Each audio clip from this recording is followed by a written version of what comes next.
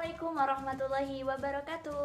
Selamat siang semuanya. Bertemu kembali dengan saya Titin Faridatul, mahasiswi Pendidikan Ekonomi Universitas Jember. Pada kesempatan kali ini, saya akan membahas mengenai karakteristik perusahaan jasa. Apakah semuanya sudah tahu apa itu perusahaan jasa? Oke, kita simak bersama-sama. Perusahaan jasa. Jasa merupakan suatu pelayanan. Bisa kita artikan dalam perusahaan jasa, yaitu perusahaan yang menyediakan pelayanan atau penjualan jasa yang dikhususkan, yang diutamakan untuk mencari keuntungan. Nah, dalam kegiatan operasionalnya, tentu perusahaan jasa juga memerlukan yang namanya fixed asset atau biasa disebut dengan aset tetap. Apa itu aset tetap? Aset tetap bisa berupa gedung, tanah, mesin, juga bisa berupa kendaraan, dan lain sebagainya, yang tentunya digunakan dalam perusahaan jasa untuk memberikan pelayanan kepada konsumen. Nah, perbedaan antara perusahaan jasa atau pelayanan yang memiliki perbedaan antara perusahaan jasa dengan perusahaan dagang atau yang biasa disebut di perusahaan dagang disebut dengan persediaan barang dagang. Oke, perbedaan karakteristik yang pertama yaitu berubah-ubah. Dalam perusahaan jasa, produknya berupa layanan atau jasa itu tidak bisa distandarisasikan oleh konsumen. Yang kedua, produk dalam pelayanan perusahaan jasa tidak berwujud, dalam artian tidak kita bisa pegang secara fisik atau kita tidak bisa melihatnya secara langsung dengan kasat mata. Yang ketiga, tidak dapat disimpan. Jadi, produk dalam perusahaan jasa tidak bisa kita simpan. Produk dalam perusahaan jasa dapat dilakukan secara pelayanan dalam waktu yang sama. Yang keempat, tidak dapat dipisahkan.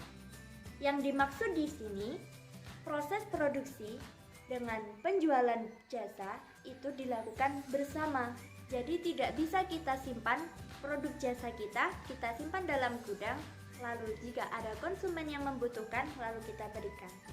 Hal itu tidak akan terjadi dalam perusahaan jasa.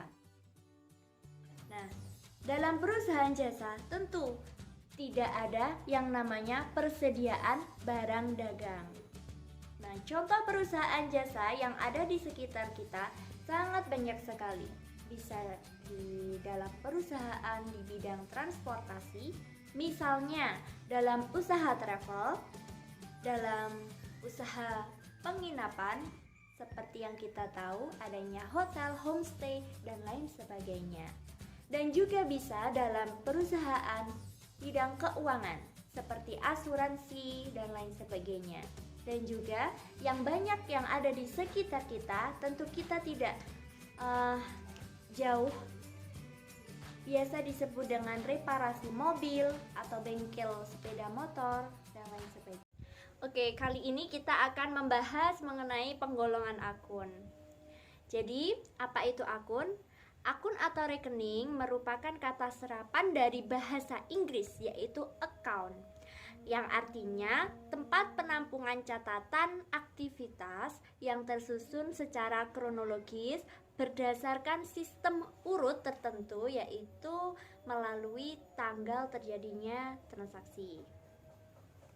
Dalam akuntansi, akun artinya tempat untuk mencatat transaksi yang terjadi dalam perusahaan. Nah, untuk akun tersebut dibagi menjadi dua kelompok, yaitu yang pertama akun real dan yang kedua akun nominal.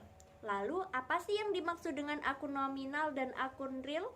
Nah, akun real adalah akun yang sudah sesuai dengan keadaan yang sebenarnya, yang terdiri atas harta atau aset, utang, dan modal yang sudah kita bahas pada bentuk persamaan dasar akuntansi.